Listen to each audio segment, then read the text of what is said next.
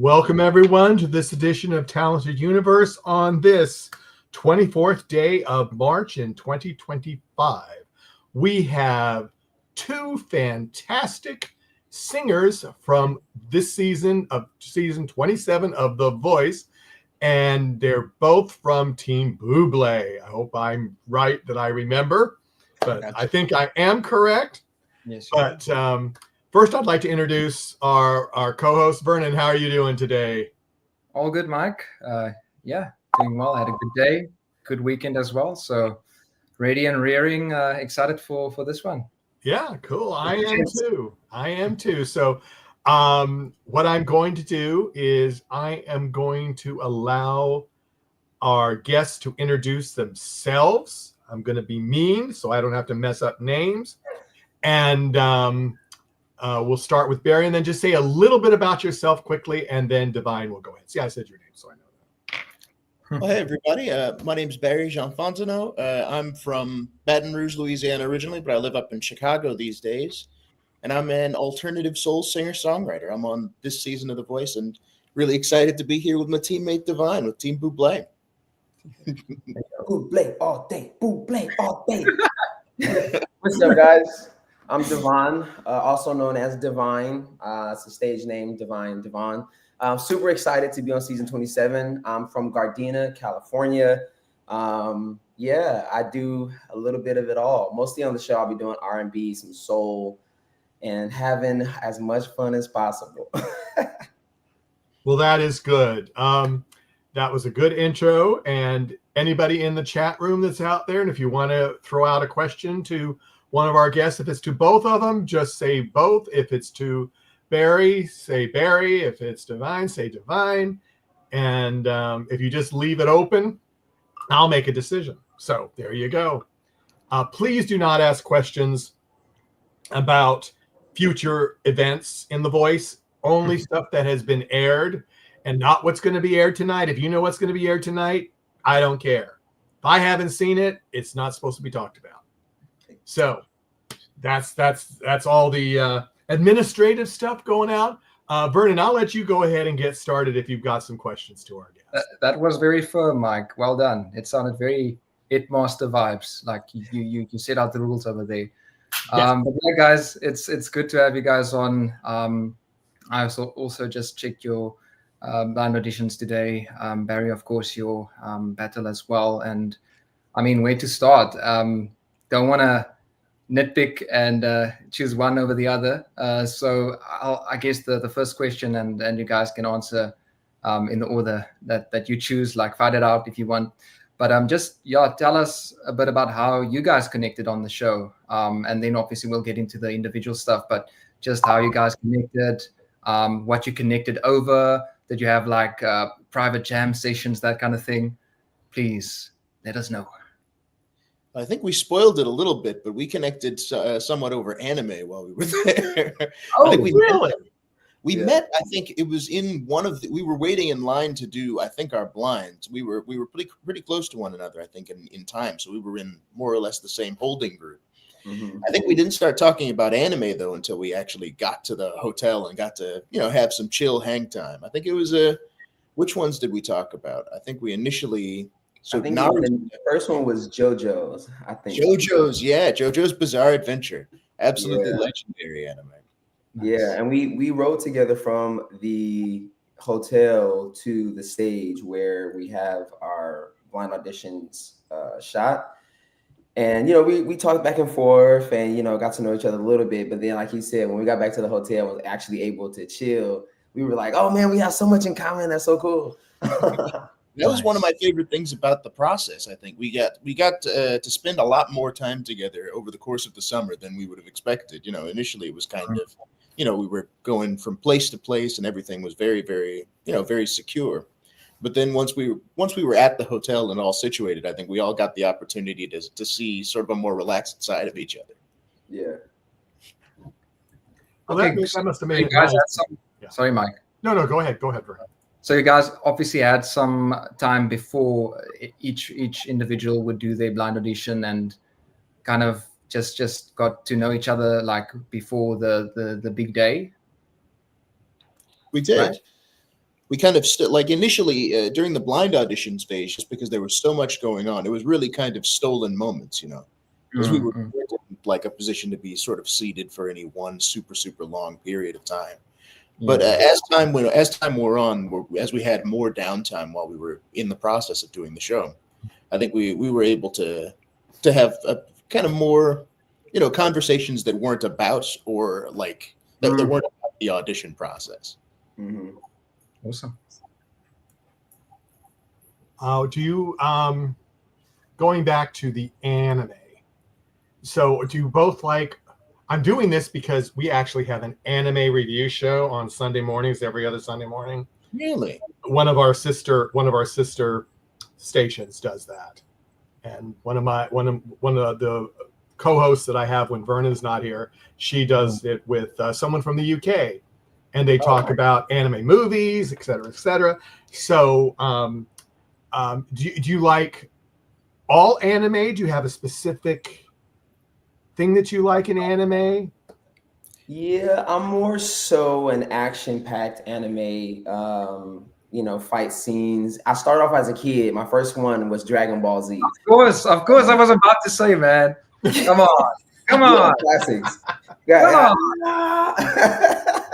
Yes. Okay, go ahead. Yeah, so that's I like so even that's more most now.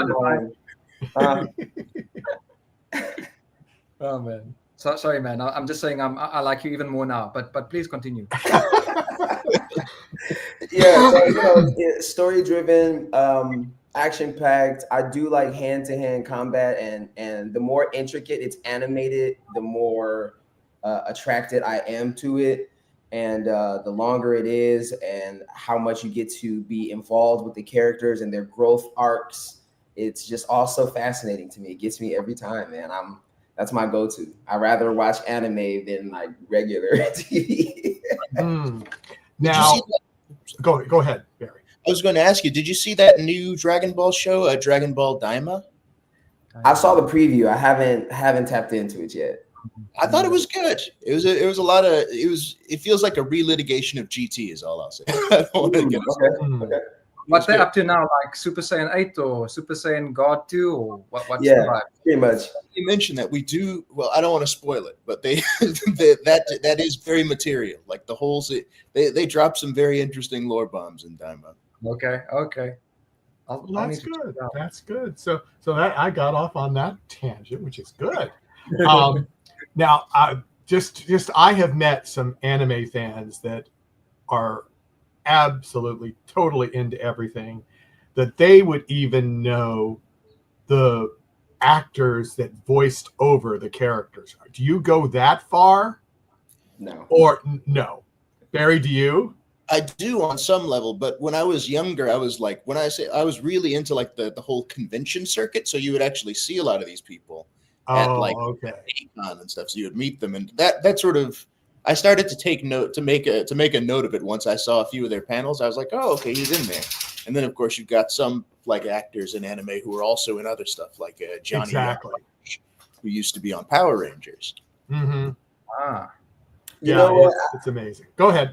I actually will watch the videos of the voice actors talking as the character. I find that entertaining, especially like ones where they scream, like Goku or Naruto, and they have this like, moment of ultimate frustration and they scream. That is something that I will watch, actually. It's really interesting to think about that, just because it's such a different sort of acting where you have to like convey all of that with your voice instead of any, like, you don't get to any physicality at all. So you got to be a really particular sort of actor to do it, I think. It's a special skill. Yeah. I've got a question and just a statement from the chat room. I'm going to throw that up. Derek Butler says, I don't know which one is to my bro. Is that to you, Divine? That's my guy. We went to high school together. Oh, how cool. Cool. Phenomenal singer, phenomenal artist. Go check him out, Butler. Dope. Derek Butler. Oh, there you go. Now, I think I'm going to throw out this question from Justin. Barry, you actually won by a few ticks on the voice app. I'm assuming he's talking about the battle. Did you? I think it's expect to be paired. Did you expect to be paired with Katie, or was that a total shock for you? With Katie Kaya, I think you mean. Oh, that's right. Yeah, it was. It was. Yeah, she was on with us yesterday on Friday. It's like, that's right. She was with the Kaya. Yeah, my brain, it's not working. I told you that. That's right. It was Kaya. Well, I didn't expect to be paired with Kaya exactly. I didn't really know what to expect when I went in there. I was like, we had so many different singers. I was thinking, what are the different styles, I guess, that you could match up in this room?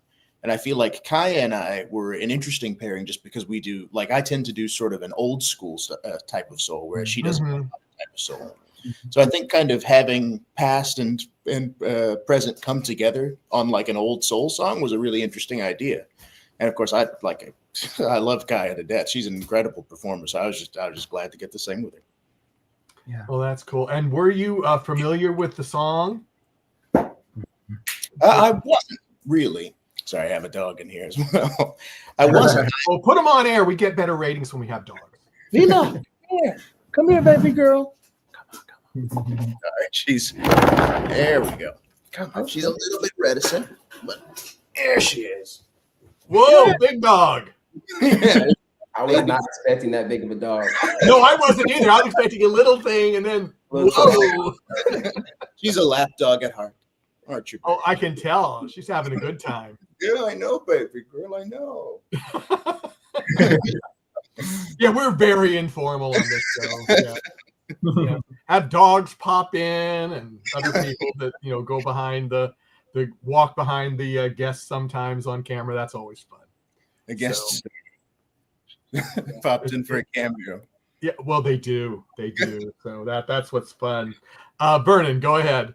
Yeah, just coming back to the battle, Barry.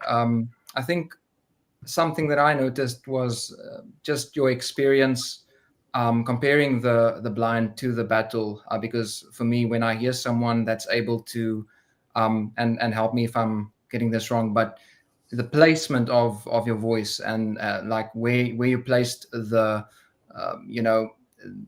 just the feeling of the notes in the blind versus the battle, it was completely different, at least to my ear. And so I thought that was very cool. And because the blind felt a lot more like you were just in that smooth, comfortable range, and then obviously the battle felt like it was more powerful, more like almost throaty, and I thought to myself, wow, that's awesome that you can just swap into that. I don't think I'm reading too much into it, but is that a thing? And you're just like, okay, this is what this song requires, and I'm going to give it more of this placement in my mouth or throat or wherever. Absolutely. I think it was in part that was really Cynthia's innovation to the thing. Initially, I was trying to sing it more like I sang the other one, where I was really in control of it. I feel like to the extent that there was that kind of desperate, sort of gritty, I suppose, like a real desperate grit, I suppose. It's because I think singing for dear life during the battle. It's just such a high set of notes to stick with, and it's like you really have to. I think it was a combination of training specifically to hit those notes over the course of the battle preparation period, and I don't know, just I think the direct coaching that I got from Cynthia as well, in terms of focusing, and from Michael as well, just in terms of focusing on, I don't know, working with a grittier tone that took advantage of the fact that I was having some difficulty hitting those notes. I was like, let's be real about that. But man, it sounded good though. That's all I can say. Yeah, it sounded good. It sounded like you adapted well, and it was I think it was a great battle. Very close call. Yeah. Yeah. Were you let's see, ecstatic, surprised, relieved when you got a steal and then a save? All at once. I think pretty much all those things, huh? Exactly. Yeah. It's it's just such a huge moment. You've got the cameras on you, and it's I was ready to go home there. I was like, fair enough. But that moment, I think, was just, I don't know, just the idea that I would get to stick around, still show people what I got. Yeah, go get to the knockouts. Absolutely. But, yeah, I mean, I was like, oh, I've got him coming on soon, and he's probably going home. How rude. and then it was like then the steal came, and I went, yes. And then it was then you got the save, and I just went, ooh, what's he going to decide? Was it a no-brainer, or did you really have to think about it? I knew immediately once I got the save. I think just being a one-chair turn, I think, gives you a special relationship to the judge that does turn around. Yeah, that is true. That is true. Yeah. So if it's on offer, I'm sticking with Team Bublé. Yeah, because I believe that Adam said he wished he had turned. He made a mistake. But it's like you're right. I mean, Michael Bublé turned for you, and he obviously was doing good for you. So why not stick with him? So exactly, got to see it through, I think. Yeah. But that is great.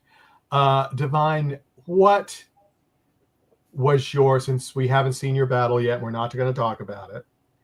I'm going to ask you the question I ask everybody else, and most people give me the same answer, but it's just kind of our stupid signature question. Okay.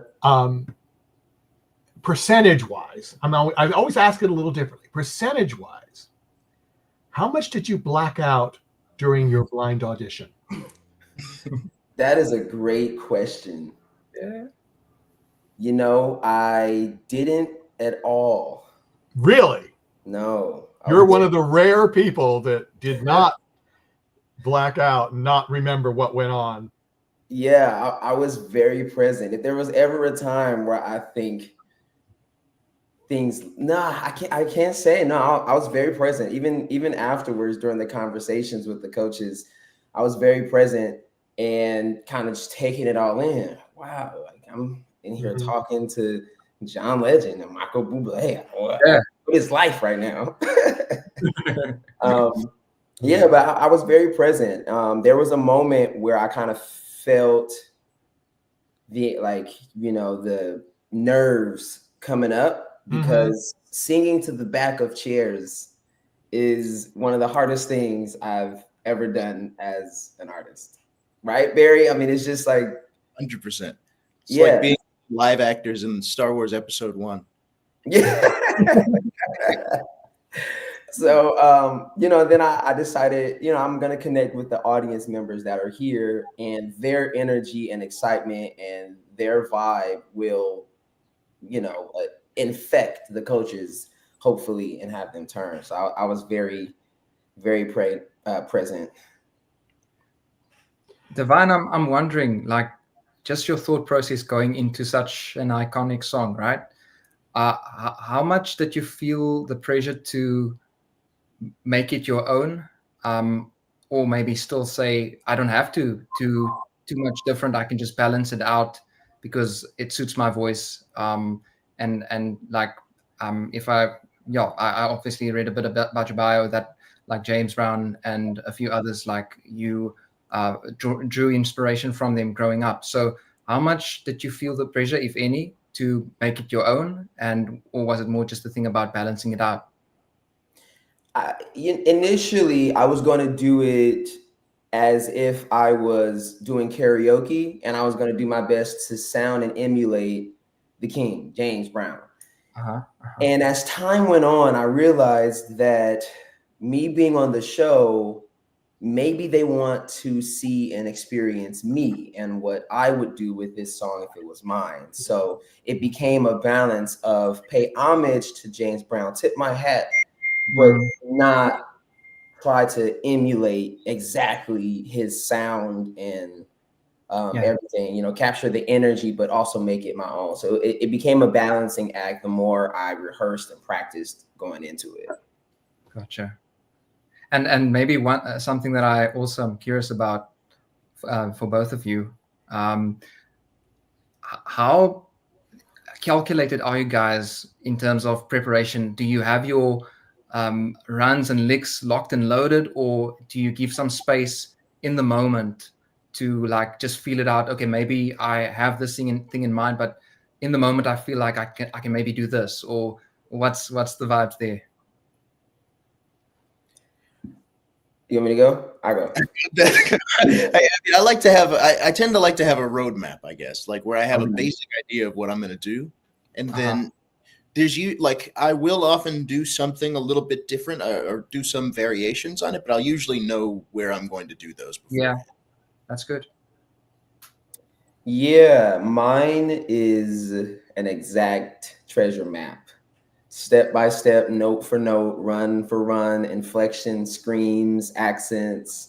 I do my best to lock everything in because I know that with this type of stage, at any moment, if something is not clear for me, the choice that I might make might not come across how I want it to. So I'd rather plan that than to leave it open most times.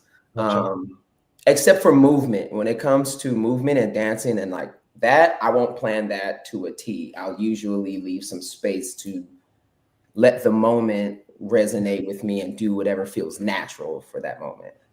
Gotcha. Okay. Good to know.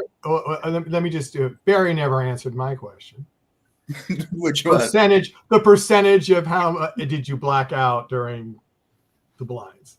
Okay, yeah. So there were specific parts that I was blacked out for. I think I blacked out during the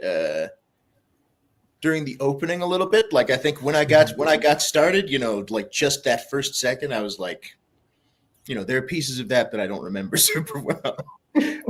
But once I got into it, once Michael turned around, I think I was pretty much entirely in the moment. Yeah. You're relieved, I'm sure. So exactly. I'm like, yay, okay, somebody turns. Back down to earth. I'm here. Yeah. Yeah.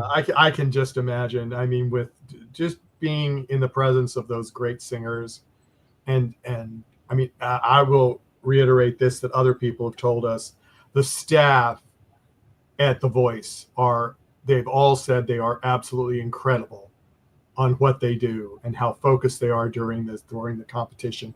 And a lot of people just don't realize how many people are involved and they make that show happen. 100%. Yeah. Yeah. The some of my favorite people are behind the scenes that will never see the light of day. Yeah. I know. It's a shame. It's a shame, but it's what happens. It's what happens. Yeah. But the unsung heroes. Absolutely. Yeah, it takes a lot to create magic, and they do a wonderful job at the show from top to bottom. And they hire such wonderful human beings at every part of it, and obviously including the coaches. They're so down to earth while being so masterful in their craft as well. Yeah. So it's cool being in the process. Yeah, no, I totally agree with that. What do you think is the moment so far that's been aired has been your favorite? I think for me, it was singing Bring It On Home to Me with Michael after the blind. Just, I mean, talk about an all-time moment, and for both my parents to be right over there. Oh, that's right. They were, weren't they? Just hanging out with Carson Daly. Yeah, I don't remember what their reactions were, but I think it was they were freaked out, I think, if I remember correctly. Oh yeah, they were super happy. My dad my dad is not a super demonstrative guy when it comes to smiling, but you just got to know him to know that little smile on his face was a lot. Exactly. That's like a gargantuan belly laugh from somebody else. Yeah. Your favorite? Oh man, there's so many. Well, just before you answer, I'll throw this up. Someone made a statement about you, so I'm going to throw this up. Maybe that'll help you. Okay. Divighn is fantastic. So there you go. From Trisha. So thank you. So now I totally distracted you. Now the question. I'll say one of them is seeing my mom on TV yell, "We love you, Divine." I think that was that was cool. John Legend, put some stank on it. It's now a hashtag. Some stank on it. That was good. That was good. And then Adam acknowledging and appreciating the Prince thing that I did at the end. Yeah, those are my favorite moments so far. nice. Was that planned, that you were planning on doing the Prince little tribute, or did that just spontaneously happen? That spontaneously happened. You know, I work with the band, and a lot of times we do Prince and Michael Jackson songs and things like that. And sometimes spontaneously, I'll pay homage to these people that inspire me and do a Michael Jackson thing or a Prince thing, and so when that happened, I surprised myself. I was like, oh. Yeah. So can you do the moonwalk, or? You said what? Moonwalk. You said, did I or can I? Can you? Yeah. What's funny is that, during the interview that I had with them, I moonwalked onto the stage where they were asking questions. And then afterwards, I moonwalked out. And so I forgot to do it, but I was like, you know what? When I get on stage, I'm going to moonwalk to my spot, just so like if they want to edit it to make it look like it's just one moonwalk. And then I got on stage and completely forgot. So you did kind of black out, or you forgot stuff. You know, I was you weren't 100% not there. falling going up the steps. So if you watch my blind audition, you see me do this like little jump jig up the steps. Because the only thing that I was thinking about is, Divine, do not fall up these steps. Oh yeah. Oh yeah. And then I got on stage and I took the breath and I was like, all right, we made it. And then I fall down the steps after it. Or after the yeah.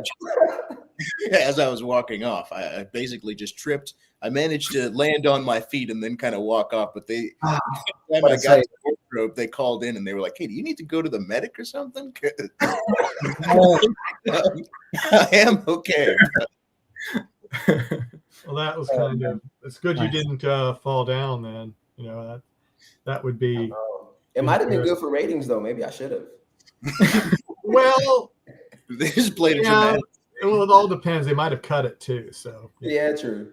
You just never know what they're going to do. So, Vernon, do you have any final questions for our guest, or?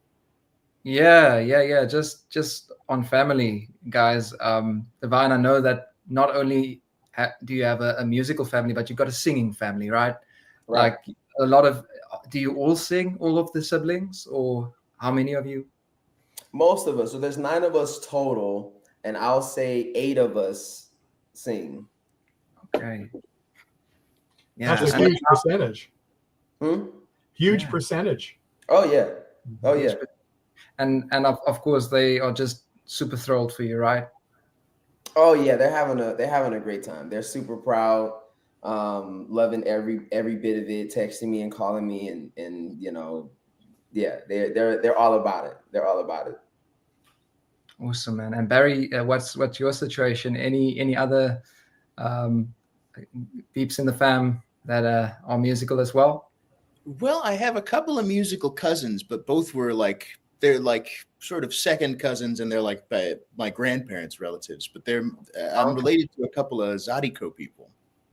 Okay. Which is a very big. It's not a word people usually will have heard, but it's a style of music that's very big in the specific part of Louisiana I'm from. Mm-hmm. Yeah, I'm totally unfamiliar with that. So I was thinking about it now. Like, do I know that? It's sort of swamp pop or swamp blues that's like heavy accordion vibes. Generally, really heavily French and African and Native American influenced music. All right. But it's all sung in French, or well, not anymore. But back then, it was all sung in French. Okay, awesome. Yeah. Well, Barry and Divine, do you have anything that we might not have touched on that you wanted to express before we close out? Or are you both good? Well, good. I appreciate you guys having us on. It's been a lot of fun. Yeah. I don't really have anything else. You guys are great. Absolutely. I just want to mirror that. Yeah. Thanks for having us on. And Divine, it's just good to see you again, man. Yeah, man, I missed you, bro. I haven't seen you in so long. Are you out in Michigan still? No, I'm back in LA. Right on, right on. Well, if you're ever in the Great Lakes region, you know who to hit up.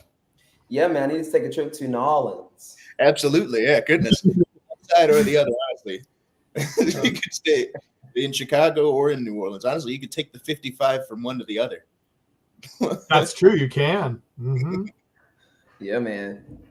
Yeah, I was just in New Orleans a couple months ago. So I'm also going to tune into you guys' anime show on Sunday. That sounds like fun. Yeah. I'm trying to think if they're doing it they just did one this last Sunday. So I think it's every 2 weeks that they do that. So do they cover just like the whatever, like they do a specific anime movie usually. And if you go to our ndbmedia.net, the main site, then you'll see, because on the Talented Universe, it only has the Talented Universe stuff. But if you go to ndbmedia.net, you can go to down the links down at the bottom and do the YouTube for NDB Media, and then you'll see them all. Absolutely. Well, I'll be tuning in. Yeah, because I think you'll get a kick out, and they'd love to have people in the chat room and ask questions, especially if they've seen the movie they're talking about. But they are just let me double check before we go off. Let me tell you what they're going to be talking about and the date. I just have to pull it up on my little thing here. And let's see. So the next one will be April 6th. And they set reviews of Pom Poko. Does that sound familiar to you or no? Not to me. It might be airing. It might be like simulcast. Let me see. I've just subscribed. Let's see. There we go. Yes, Pom Poko is their next one. Interesting. And then after that, it's the Wolf Children on the 20th of April, and then the Cat Returns is on May 4th. So I'll have to watch along so that I can kind of have some informed comments. Yeah, there you go. But it's just all depends what they do, because they used to just kind of talk about anything, and then they decided they needed to focus on one thing. So that's what they're doing. But I guarantee you, if you go off topic with something else, they don't care. That's what I've learned. Most of our shows will, because we go off topic sometimes too. So yeah, we talked about anime. It has nothing to do with the voice, but what do we do? It was meant to be. Yeah, guys, it's been next level hanging out with you, man. Like, absolutely. Thank you so much for having us on.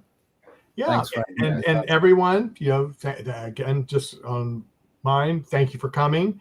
NDB Media, thanks you for coming. Talented Universe, thanks you for coming. And everyone, this episode will be available right now. If you want to start it again, tell your friends, and we will see you the next time. Take care. Bye-bye. Take it easy, y'all.